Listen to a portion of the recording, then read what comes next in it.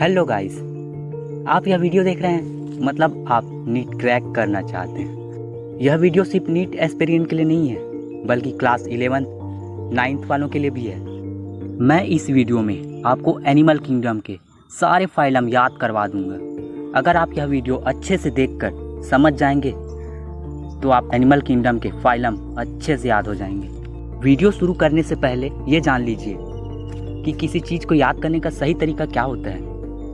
Trick लिख लिख कर याद करना। ऐसा करने से आप कितना याद करेंगे? ब्रेन की भी एक कैपेसिटी होती है, उससे ज़्यादा तो याद नहीं कर पाएगा।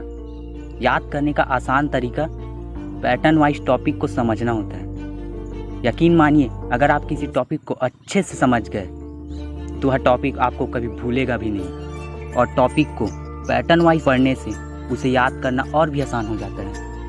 तो चलिए याद करते हैं एनिमल किंगडम के वे 11 फाइलम। एनिमल किंगडम में 11 फाइलम हैं जिनको मैं 1 बाय 1 आपको समझाने वाला हूँ। सबसे पहला पोरीफेरा। आपको इस टर्म से क्या लग रहा है? पोर्स प्लस फेरा।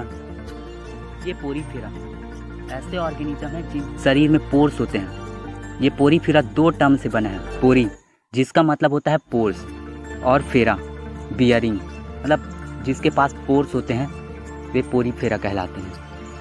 एक बात तो और याद रखिए, बायोलॉजी में आपको मोस्टली ऐसे टर्म मिलेंगे जो 2 या 3 टर्म से मिलकर बने होते हैं। अगर आप उन टर्म्स को पार्ट्स में तोड़ देंगे तो उस टर्म का मतलब समझने में देर नहीं लगेगी। तो चलिए आगे बढ़ते हैं। हमारा दूसरा फाइलम है सिलेंट्रेटा। इसमें भी 3 टर्म मिले हुए हैं। एक बार खुद ट्राई कीजिए कि इसमें कौन कौन से टर्म हैं और उनका मतलब क्या है। सिलेंट्रेटा 3 टर्म से बना है, सील, एंटेरॉन एंड एटा। इसमें सील का मतलब होता है कैविटी, एंटेरॉन का मतलब होता है डाइजेस्टिव कैविटी, और एटा का मतलब होता है हैव मतलब कि कोई चीज़ होना। मतलब जिसके पास डाइजेस्टिव कैविटी हो सिलेंट्रॉन है। एनिमल किंगडम का पहला ऑर्गेनिज्म है जिसके पास कैविटी है। पोरीफेरा के पास कैविटी नहीं था। सिलेंट्रेटा को नाइडीरिया भी कहा जाता है, जिसका मतलब जिसके पास स्टिंग हो। नाइडीरिया टर्म जनरली नाइटोसाइट से आया है। हमारा अगला फाइलम है टीनोफोरा।